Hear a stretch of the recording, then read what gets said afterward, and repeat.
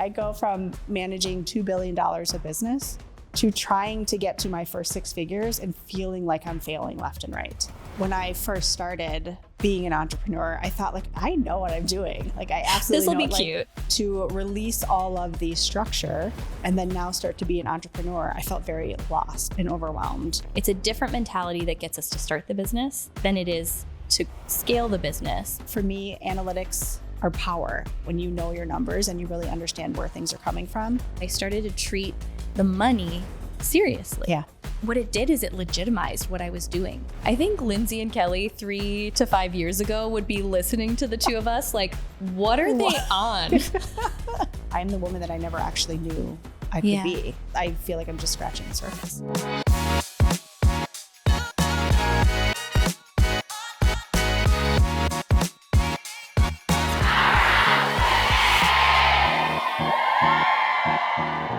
Kelly Kussman, welcome back to Powerhouse Women. Thanks for having me. I'm excited to be back. We look so official with these. You guys, if you're listening in audio, you're really missing the treat that's happening over on YouTube with the video. We've got these little round ball pillows that they're great to rest your elbow on, but we look like we might go play basketball afterward. I know. I do wonder if my hand's going to go numb at some point in time, but we'll figure it out. It looks cute. So it's so fun when I get to have my girlfriends and like when I talk about expanders for me and people who've just been both the expander role, but also like the deep support role. You have been one of those women. We've gotten to be that for each other's journey. And it's so fun to get to have people come back and give updates on where they're at in their journey. And also I feel like in these conversations, we just get to go a lot deeper into some of the personal stuff. So, you know, you've been on the podcast before sharing the story of Cayla Gray, your amazing fragrance company, but where are you at now to give people kind of a timestamp? Because you just celebrated 2 years. Is that right? 3 years. Our third year was on Black Friday. I know. It's literally like when I'm sure it's like this having kids where you're like 5, right? And you're like, I'm 15, mom. No, yeah, 3 years. Yeah, 3 I guess that years. math checks out. Yeah. So tell us a little bit about like what have the last 3 years been like, if you were to sum it up? A roller coaster, I would say. Really high, beautiful highs, and also really tough, but like also beautiful lows. Mm-hmm. I've learned so much about myself in the last 3 years, more in the last 3 years than I have in the last 20 years of business and just in my life in general. Cayla Gray in so many ways has been such a blessing on me, my relationships, my friendships. I'm a completely different person today than I was 3 years ago. Mm-hmm. Completely different. Yeah, it's been a wild, beautiful journey. Yeah. Because we really first met as friends as you were about to launch the company. Yeah. So for anyone who maybe hasn't heard your story, give us like the short version of the inspiration behind it and even just your background, because that's going to play into what we'll talk about today. Yeah. So Cayla Gray is a clean fragrance company that I started in 2020, on Black Friday of 2020. And I'd always dreamed of being an entrepreneur, always wanted to start my own business. My dad was an entrepreneur, so I got to watch him build the business of his dreams. But I spent 20 years in leading large divisions in corporate retail. And so it was really hard for me to walk away from the steady paychecks, the safety of, health insurance and things like that. And it wasn't until 2017 when I actually suffered from a ruptured ectopic pregnancy and almost lost my life and lost our first baby. And then it happened again in 2018. And really for me, everything just kind of went still and quiet. And it was after those 2 moments that I realized life is so short. It's not guaranteed. I need to start going after the things that I've dreamt about for so long. And so I started working on Cayla Gray in fall of 2019, named the company Cayla Gray because that was going to be the name of our first baby. And worked on it 2019, launched in 2020, and I've, been building this beautiful dream of mine ever since. Mm-hmm. So I think me having 20 years of retail experience, really helped set me up. I say I've been in this business for 3 years. It's really been 23 years. It's true. I've really built my entire history has been leading up to this moment in my life. So for all of, the past that I've had, it really has led to these moments. And I think that's so cool to look back on and see. It's so beautiful. And that's such an important point to bring up because I know one of the things we wanted to touch on is the shift that happens in mindset, both from, you already touched on this, when you're thinking about leaving corporate to start your own business, but then now, and really for the last year or more, you've been in this other phase, and I can relate to this too, of it's a different mentality that gets us to start the business than it is that we need to scale the business. But I want you to talk a little bit, I want to go back to the beginning because I think for so many people, they come into a new business and they only see the places where they are very clear that they don't know what they're doing. Yeah. But someone like you built this really very, very successful career managing billions of dollars in product.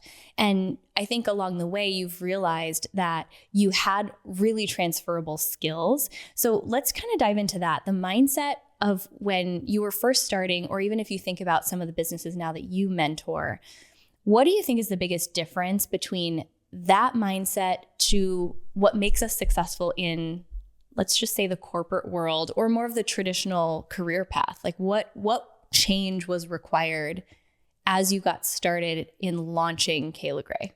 I think for me, the biggest difference between moving from a corporate job or just a job that you have within a larger business to becoming an entrepreneur is that you have to be, it's really the adaptability and the ability to pivot quickly.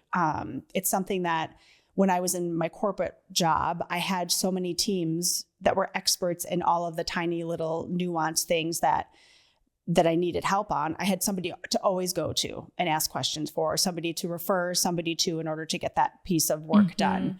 Whereas when you shift into being an entrepreneur, especially when you're just starting out, and if you're a bootstrapped company or it's just you starting, like you're it.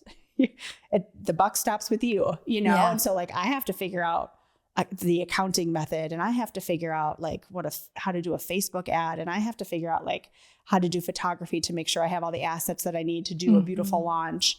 And so what I have learned about myself is that my ability to pivot quickly, because I learned some of those skills in corporate, pivot quickly and be naturally curious about different types of things and digging in and learning and becoming, I'm not an expert in all of the things that you need to know as an entrepreneur. And I think that's something that you quickly learn. Like you said, the areas of your weaknesses, you learn pretty quickly. But I also quickly learned my areas of strength by just diving in and really being naturally curious about all of the areas of business. Yeah. So when it comes to mindset, like I left my corporate job feeling so confident in my abilities, and then came to the entrepreneurship space and felt a complete lack of confidence in my abilities. And it was a harsh reality check for me.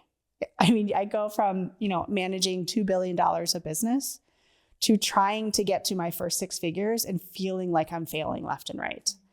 And so my confidence crumbled, and it took me probably until I'd say the last 6 months to really build it back up and feel that long. It took that long. Yeah. Wow. Yeah. And I think it was realizing, like you just said, that most of my skills were transferable. The majority of what I'm doing in my business day to day is stuff that I've been doing for the last 20 years.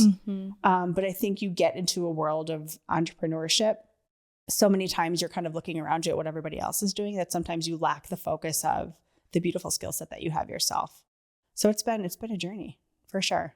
It's so real. And I actually just recorded a podcast about this. I think that especially you're a perfect example of this. Someone who has had such success in another area, whether that's another business, a job, or just in another field, and they decide on purpose to become a beginner again. It's the most courageous thing you can do. And no one could ever prepare you for the depths of which that's probably going to challenge a piece of your identity. So were you already doing a lot of like personal development mindset work? No. Did that help you? Okay, so that just started with your entrepreneurial career. Talk a little bit about how did you support yourself? Because you didn't give up. You've had a really successful first 3 years in business. So what part has the mindset piece played in that? Mindset was everything. And when I first started being an entrepreneur, I thought like I knew. I've been in business for 20 years. Like I know what I'm doing. Like I absolutely know. Like this is easy, guys, to like start this little business. Okay, no, it was absolutely not easy.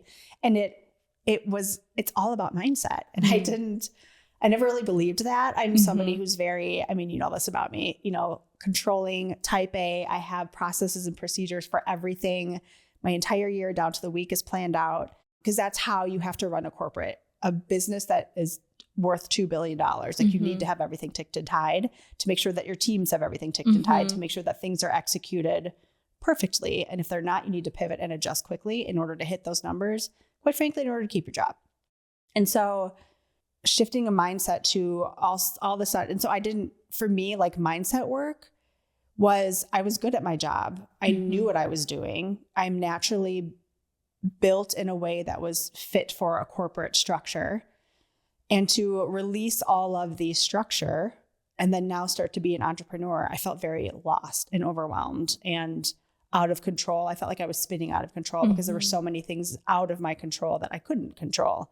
And so I quickly, within the first 6 months, realized how much mindset actually mattered. And I also learned that like I found myself, it was like my head was on a swivel looking at what everybody else was doing for the first 6 months of my business. And I quickly shut that down because I was feeling strong imposter syndrome and, so many things that just made me unmotivated to get moving on my business. And so once I started realizing that my mindset is such a strong indicator of the success of my business, then I started diving in, reading books, joining groups, just starting having open conversations with people and learning how they overcame a lot of the mindset shifts in order to make sure that I wasn't self-sabotaging myself or my business. And that is real. Yeah. I mean, sometimes I don't even know I'm in the sabotage when I'm in it until later. Yeah. And I realized I was sabotaging myself the whole time. What were some of the most powerful things that helped you shift? If someone's listening to this and they feel so seen by you right now and they're really in it and they haven't heard people talking openly, what were either like favorite books, favorite resources? What helped you start to gain a little bit of that confidence? There were a few different books, I would say. There was one book that actually my boss in corporate gave me. And the book was called What Got You Here Won't Get You There. And it talks a lot about how when you're moving up through your career, whether you're a beginner or whether you're managing large teams, a lot of times like the skill sets, you become an operator, a doer, and then you're shifting into a leader. And a lot of times the skill sets that got you to that leadership position are not going to get you to the next leadership position. Like you actually need to be leading people now versus doing. And I referred back to that book a lot because when you are an entrepreneur, you are both an operator, a doer, and you're also a leader. And it's kind of a weird duality of roles to be in when you're first starting out as an entrepreneur. And so I referred back to that book quite a lot because I just thought it was just interesting to go back and read both sides of the story and know that as an entrepreneur, I actually needed to be both to be able to see my strengths and weaknesses. And honestly, for me, I did a lot of therapy work. I found two wonderful therapists. One was a pretty traditional therapist who, just sat down and you talked about things and tried to learn about myself and understood the triggers that I had and why those triggers, where they came from, like all the way back to childhood. I mean, doing the inner child work and like really understanding why the things trigger you and what about you can you make adjustments for so they aren't triggers in the future? Sort of becoming Teflon a little bit. It was one of my words of the year a couple years ago was Teflon, just a reminder to be resilient. And then I had a different type of therapist that we really did a lot of work around like feeling things within your body in order to help you figure out how to make proper decisions. And so that was such an interesting scenario and different type of therapy for me, was to really do like body work and to really understand like how I was feeling about different situations. So for me, it was reading books. There was another book, the book that I think you referred me to, it was about the upper limits. Oh, The Big Leap. The Big Leap. Yes. That was another That's a must read for everybody. Beautiful book. Yes. I still to this day refer back to that book consistently. So it was books. Honestly, one thing that I really struggled with too was being vulnerable within friendship groups. And so me being vulnerable and having conversations with both people in the groups, the circles that I was in, and also deep friendships, I also learned that everybody's kind of feeling the same way and it helped me feel not so alone. Yeah. So those were some of the things that I really focused on. I feel like that's such a big question that comes up whenever I do talk about that or talk about the friendships that I now have, is people who are lacking that. Maybe they still haven't found those people, want to know, well, where do you find those people? How have you built those relationships? So for you, where have some of those friendships come from? And then I love how you mentioned the vulnerability piece, because for me, I think that's what actually unlocked the connection that I wanted, was realizing that it was going to require a little bit of vulnerability to go as deep as I wanted to go. But where have some of those friendships started for you? It was a mix, I would say. It was a mix of me cold outreaching people on like social media. Just and being a total creep. Like that's what you have to do sometimes. You do. Like people that I found their businesses really interesting. Yeah. I thought that the way that they moved and their mindset was different than mine. And for me, I love to meet and get to know people like that because I always learn something about myself and vice versa. Like I always feel like I can pour into that person too. So it was being a little bit of a creep for sure. In some instances, for me, like investing in programs that put me in rooms with people that were at the level that I was at, but also gave me exposure to people who were 4 or 5 levels beyond where I was at, but where I wanted to be. Also gave me some insight into here are the mindset shifts that are coming that I need to prepare for and get myself ready for. Was hugely valuable to me. And I met so many of my friends in a lot of those different groups. Yeah. And then I also met a lot of people through mentors. So I'm really big on putting yourself out there, making the big asks, asking for your dream mentors to be your mentors. And then I would ask my mentors if they knew somebody that would be a great connect for me, whether it's someone who's at the same level of business that I'm at or somebody a couple levels ahead of me to kind of inspire me and teach me the ropes, show me the things that again, the things that are coming that I need to kind of watch out for and prepare myself for. Yeah. I'm glad you brought up the mentorship piece because I was going to go there next. At what point in your business journey did you start to reach out for mentorship? Because you have, and you keep all these names private, but you have some mentors that are leading giant companies. And these are people who you connected with by doing just that. So whatever you want to share about that, what I want to get to is, you know, was there ever a moment that you were in your mind thinking, well, who am I to be reaching out to this person? But what got you to do it anyway? And then what happened? I think for me, I've always seen the value of mentorship. My dad was a bit of a mentor for me because he was an entrepreneur and I would always go and, you know, pick his brain on all the different things that I saw coming up in my business. And, you know, it just dawned on me, like my dad, he started an adhesive distribution business. So he sold glue, right? So very different business model. Super sexy. I mean, it was wild, but it was very different business model for me being in a beauty business, right? Like he's never run a meta ad or, you know, influencer. Yeah. He's like, well, what are these people doing? There's no glue influencers. No glue influencers out there. Nobody talking about piquettes. Anyway, you don't even know what a piquette is, but it's like a tiny little piece There's of glue. one person listening who's like, I know. Yay, let me know if you know. But like, yeah, he just didn't know. And so I thought, okay, my father is the smartest man I know. Yeah. Imagine if I could replicate my father, but somebody in a business industry, in the industry that I'm in. And so then I thought about, okay, like what are some of the big companies that I really admire?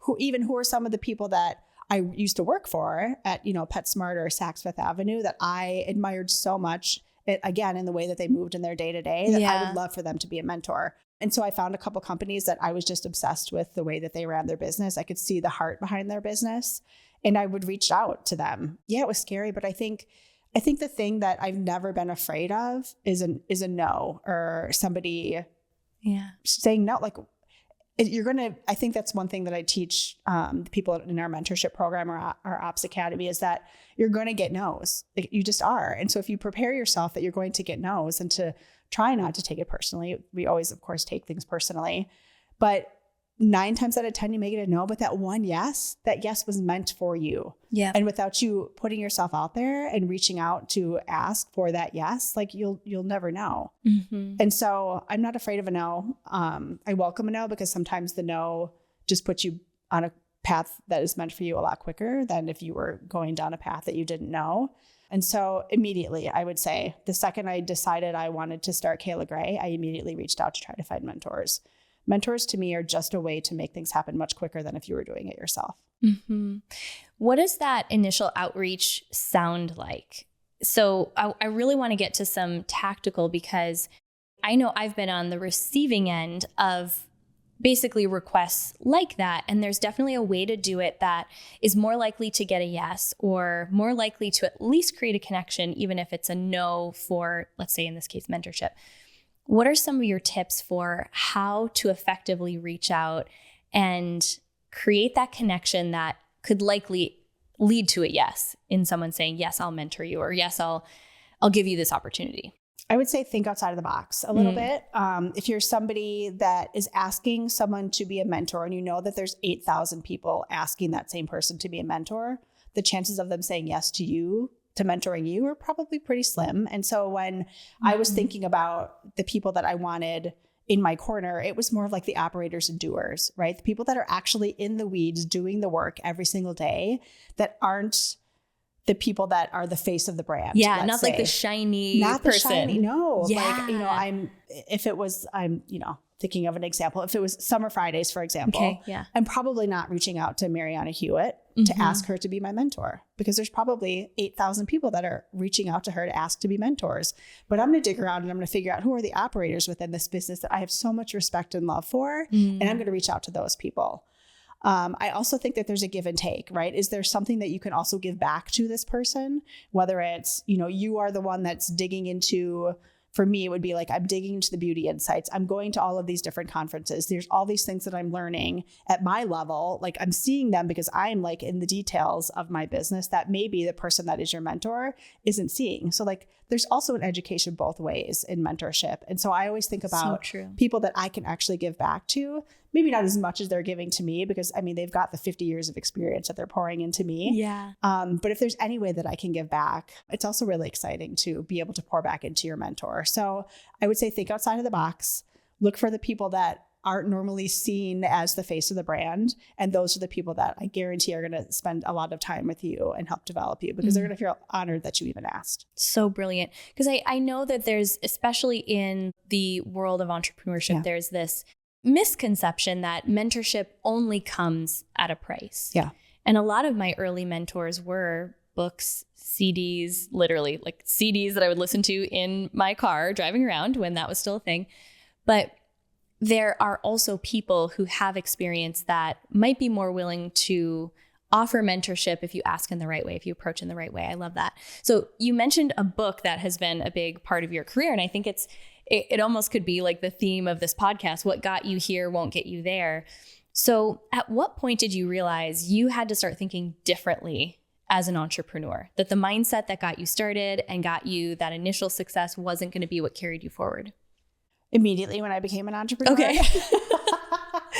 Because it wasn't, I had to think very differently. I had to be comfortable in the unknown, which is completely opposite of both my personality and what I'd been doing the 20 years prior. In my corporate life, like, it was my job to eliminate the unknowns. And so by jumping into the entrepreneur space, everything was unknown. Like, I had to learn everything from scratch, other than like, I could build operationally any product-based business and get it up and running. I know that. I can say that firmly and confidently.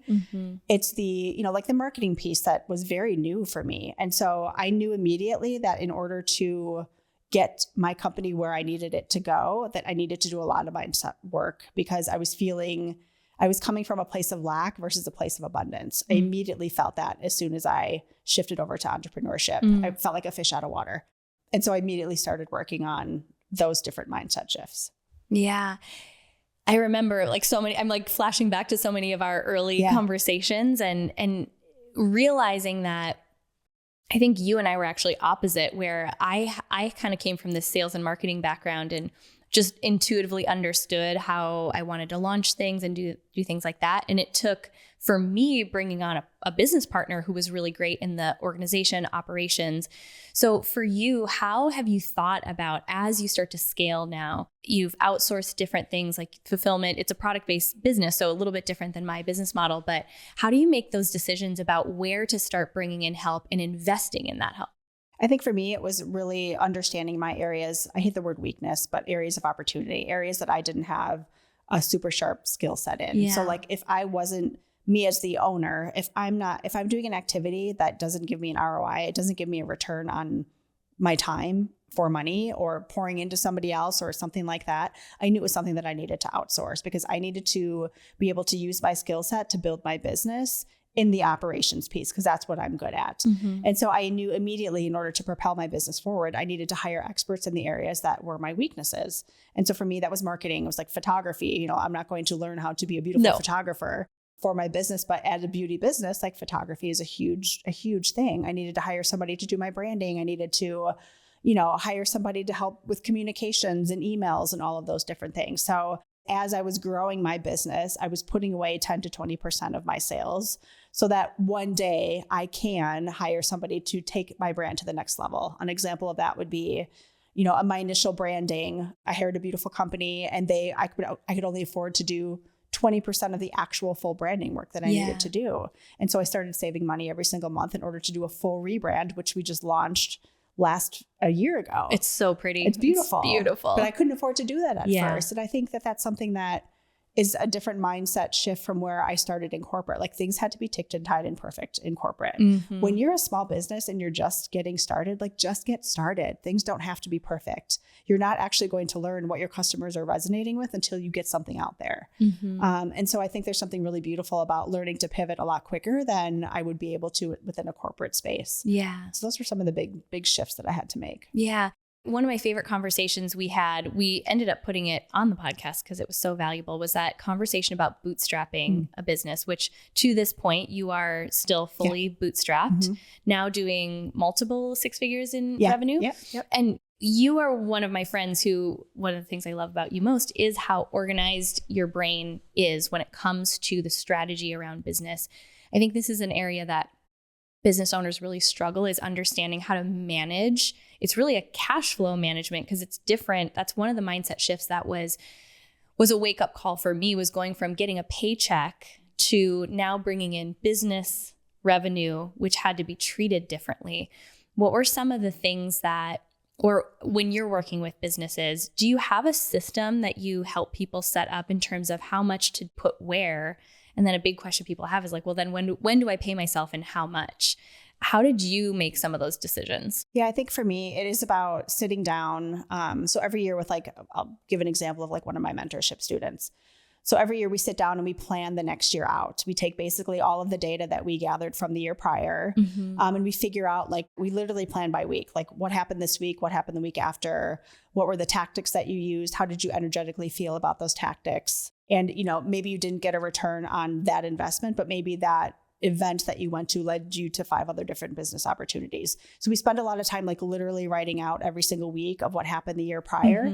Ideally, you're doing this throughout the year, so it's not like a big overhaul thing at the end of the year. But basically, we sit down with, what was your budget last year? Like, what were all of your expenditures? What are the sales that you want to make in the next year? And we map out everything all the way down to all of the different launches that you want to create, all the different programs that you're wanting to create. Maybe it's products that you're wanting to launch. We map all of it out, dive back into what your gross margins are on those projects or those programs. And wait, for someone who doesn't know what a gross margin is, just let's give them the formula for that. So an example for a gross margin would be, I'm selling a book. The cost to produce that book is $5. I'm going to sell that book for $10. So your gross margin is going to be $5. It's basically the profit that you're making, taking out the cost of what you're selling that book for. So we sit down and we map out, based off of the year prior, all of the things that you are excited to repeat and all the things that you want to not repeat. We map out, like, what are the very basic needs in terms of cost? What is it going to cost you to produce these events or produce these products? And then we take a look at, okay, what money is left over? For the money that's left over, like, where are the pieces within your operations that you need help on? And we literally will map out, we'll do a full audit of your entire business from beginning to end on all of the different pillars of your business, whether it's, advertising, it's, an admin, it's fulfillment, it's your production, it's, your raw materials, like whatever it is that goes into actually making your final product. And then we see what's left over. We divvy out the money that's left over, and then we leave a little bit for magic, right? I always say, plan 75% of the year and leave 25% open to beautiful opportunities that are going to come to you. And so I try to, leave 10 to 20% of your profits open for things like paying yourself, or a last minute opportunity for a beautiful mastermind, or, an investment into a program that you're super excited to learn about. So that's how we typically do. I would say I like to leave 10 to 20% open for opportunities if you're able to. It gets a little tricky though if you're a product-based business and you're scaling so quickly. But you should be, a lot of times it's like reinvesting, and every business is different. So to give a formula is a little bit hard, but if you're scaling quickly, it is about reinvesting those dollars into buying more inventory to then hit the next goal. So it's really about sitting down, looking at what you did prior, looking at what you're excited to do about the future, and kind of mapping out where you want to spend your expenses on. It's really, it's planning, it's strategy. And if someone listening isn't great at that, there are beautiful mentors. There's people like you who have programs that really help you put those numbers together, because it doesn't have to be complicated. No. At the end of the day, it is simple math in terms of what's coming into the business, what's going out. But I remember that was a big switch that I made when I really started to make money that felt significant to me, like getting toward like my first 6 figures in business, was I started to treat the money seriously. Way more seriously than I had before. And to watch how that multiplied things by just putting my intention, like really having a plan, very simple one, for the dollars coming in and dollars going out, it gave me more confidence, made me feel more certainty around my path and making some of those bigger financial investments. But what it did is it legitimized what I was doing, even when I was still making, not quite as much as I wanted to be. But it made it feel legitimate because I was treating it like a real business. And that is such a simple thing that people can implement, even as they're bringing in their first $10. The more you treat it like a real business, the more it's going to produce money like a real business. Well, and I think so many of the businesses that come through our mentorship program have never really sat down and looked at their financials in depth. And I think once they leave the mentorship program, they feel so empowered to make decisions that they wouldn't have been able to make before. They either would be, spending money on things that weren't giving them a return, or they just didn't even know where to spend the money. And so for me, analytics are power. It is power when you know your numbers and you really understand where things are coming from, and you understand how much things are going to cost in order to make you that money in the next year. So I think it's very important to get into a rhythm of looking at your numbers every single week and just get used to it. Get used to, being comfortable with what those numbers are telling you. Yeah. The numbers will really guide your direction and your strategy. Yeah. Okay, so you and I could geek out over this part of business all day long. The part that I think is newer for both of us is looking at how much our personal inner growth as individuals completely changes the way we show up in business. And that part, I don't think I understood the depth to which my personal transformation was going to precede the business transformation. I for sure started out in business thinking I could just action my way and do. And for me, I've shared a lot on the podcast. The last year has been about doing less to create more space to feel some big emotions and process through some things. You alluded to that, some of the deeper work that you've done. What have been some of the more surprising or really transformational personal growth lessons that you've had? Maybe they've already had an impact on the business. Maybe you just know that they will, but what does that look like for you? I think for me, this past year, similar to you, has been a year of going inward.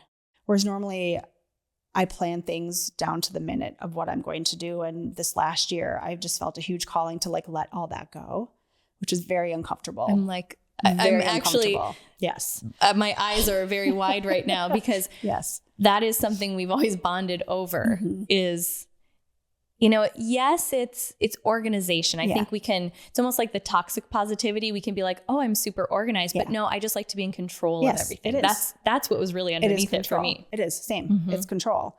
And with me feeling like if I don't have control over everything, like I'm not going to hit my goals, things will spin out of control. And I will just feel like it's just constant anxiety because I don't have control over everything. And so at the beginning of 2023, I felt this huge calling to just release control over my financial plans, my strategy for the year. And I was so scared about doing it. Yeah. And so I planned about 50% of the business. I would say there's, in a product-based businesses, there's certain timelines and production schedules and raw material purchasing that you need to do in order to have product to sell. But I left 50% of my strategy up to, like I said earlier, just magic, just things, allowing things to come to me. And I think what was so interesting that I learned over this last year is that the more time I allowed myself to kind of feel energetically into different opportunities, the more opportunities I was able to see. Because when I was so focused on the next tactic, the next goal, the next thing that I had to accomplish, I was missing all of the things that were around me and missing all of the connection points with people or business opportunities or networking events or just deep impact and connection with people that I could really make an impact with. And so by releasing 50% of my control. I like how you even have it calculated. Here's the exact percentage that I'm going to let go. I did. I'm working in 75% this year, but 50% last year. So many beautiful opportunities came that propelled my business to grow even further than I had planned for it in the last year. And so there was a lot of mindset work around control for me last year, and releasing control and being quiet, having days of quiet, which is not something that I typically am used to. I like my days full and busy. And because if I'm not accomplishing something, I feel less than. I feel a little bit of a failure if I don't leave the end of the day like I've accomplished something huge. And there was a lot of inner work that I needed to do to understand where that lack of, or that need for the constant validation of achievements came from. Yeah. And so I did a lot of work around that this last year. What were some of the more surprising realizations as you dug into that? Because that's so similar to the season that I've been into. One thing that was really interesting is it went back to my childhood. Like, I spent so much time taking care of other people that I never knew what it felt like to be taken care of or to allow somebody else to pour into me. And so this year was really about like releasing the need to control and allowing either the universe or the beautiful friends and family I have around me actually pour back into me. And I grew exponentially because of that. It became the reason that I was so controlling is because I grew up, my entire upbringing was me having to control the situations around me that were a little bit chaotic in order to feel safe. And so I think, understanding and learning that about myself, learning that about previous relationships, my previous marriage, like previous friendships, like everybody always leaned on me and came to me with problems to solve. And now I have shed so many relationships, so many friendships to allow the beautiful friendships to come into my life that actually take care of me now. Yeah. And vice versa. And so that has been in my business. I mean, it exploded because of the heart and like the deep inner work that I have done because of it. Like people can see it. People can see the change. They can see the beautiful connection point that is the backbone of our company. It's been massive. It's been massive change for me, for sure. And it is one of those things I think we can feel when there's a shift in someone that we're observing or someone that we know, but you almost can't put your finger on it. Yeah. And I didn't realize the depth of which this journey was going to force me to go within and look at things that had I just kept going in my corporate career, maybe I wouldn't have ever really had to, or even just if I had been really okay with staying at a certain level of business. But you and I have always shared this, just like this unapologetic ambition to do something really big, to achieve something really big. And what that requires is the equal and opposite depth that you're willing to go into this inner work side of things. And it's tough. It is not for the faint of heart, but it has made me into a person that I literally am the woman of my wildest dreams. And I think I'm just getting started on that journey. And I feel that for you too. I totally feel the same. Yeah. And I am the woman of my wildest dreams. I'm the woman that I never actually knew I could be or that I needed to be. And I think that is so powerful and so exciting because I feel like I'm just scratching the surface. Yeah, I feel that for both of us too. Yeah. So this is like a cool timestamp. Yeah. Because we'll get to come back and give updates along the way. And I think that there are these seasons where, you see people catapult in a short period of time. I feel like you're on the precipice of one of those. I think I could be on the precipice of one too. What are some of the things that people, if they just see that version of the story, what are they actually missing from? Like, take us to the depths of like, what have you had to release and let go of in order to set you up for this next season, which I'm just calling it here. It's going to be massive. Massive. I've had to release, oh my God, I mean, there's so many levels to the release. I would say the biggest one is releasing expectations of others and expectations of myself that I formed just through history. I think releasing expectations that you have on friends or family, or even like the expectations we put on ourselves. We're so harsh with ourselves. The things we say to ourselves in our heads, like it's so harsh at times. And I think releasing all of that as much as you can, it's continuous work to constantly do that work. But I think for me, releasing all of it has just shown me how much beauty there is in this world versus like I talk about coming from a place of lack versus coming from a mindset of abundance. It just completely shifts your mind into a mindset of abundance. And you can see people very differently. You see opportunities very differently. And honestly, like I take so much bigger breaths. I go outside, look around, and I just see things, the world so beautiful and very differently than I ever have before. So it was deep, deep inner work, a lot of tears, a lot of journaling, million walks, deep work and open conversations with friends and family.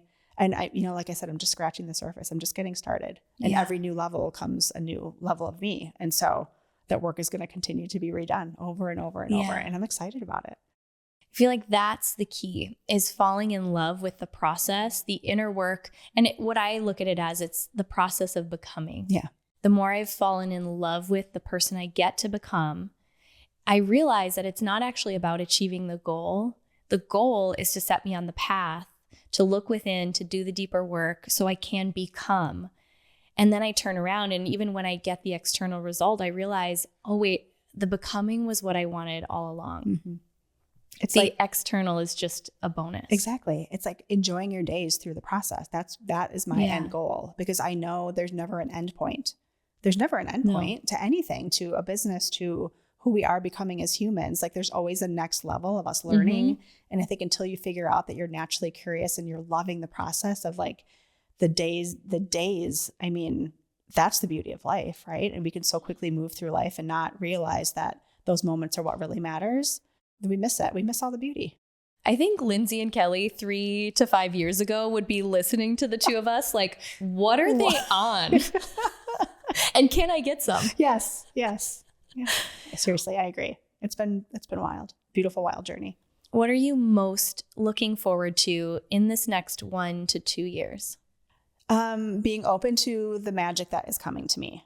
I know it's going to happen. I don't know what it looks like. And for the first time ever, I'm so excited about it. I'm not nervous about it. I'm not anxious about it. I'm really kind of like, I have my plans for my business. I have massive goals, but I'm kind of releasing what that outcome looks like. And I'm just getting super pumped to enjoy every single day. Even the hard days are something that I know that I can learn something from. And so I'm just excited, honestly, to see what comes. I'm just excited to see what comes next. Again, this is radical to the previous versions of ourselves. Yes, like you didn't even say a number or a statistic? No, nothing. I got nothing. I mean, I do, of course. I have my spreadsheets, guys. I have all my spreadsheets. You know me, I love Excel. But no, I'm excited to see what happens.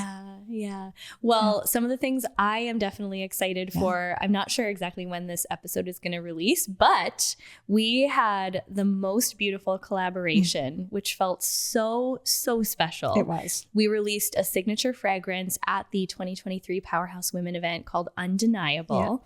Yeah. And we'll definitely bring it back for the event this year. We've already talked about it. Of course, absolutely. It's already in your spreadsheet. It's in my spreadsheet. But for anyone who missed that, tell everybody just kind of like what you've done. A lot of these collaborations, but when we came together and we said, okay, we really want to do something for the Powerhouse Women community, there was this beautiful collaborative conversation back and forth. We were testing different things. You had put together some possible combinations. And then there was this one scent that we settled on. And then when we just knew that it was it. So will you tell everybody just a little bit of the story behind the Undeniable scent? We would be doing ourselves a massive disservice if we didn't talk about it here. Agree. Yes. Because it's the best. It is. Undeniable it was such a special scent. So Undeniable is, what's interesting. Me, Lindsay, and Hannah met, and I had a feeling it was between one of two scents that my gut was telling me that they're going to pick one of these two scents. We sat and talked through everything. And then I explained the scent that Lindsay had chosen and explained kind of the purpose of why I had wanted to explore this type of scent. And it's called a skin scent. And so a skin scent is basically a scent that mimics the pheromones within your own body and basically enhances your own natural scent, your own natural beauty within yourself, just takes it to a next level.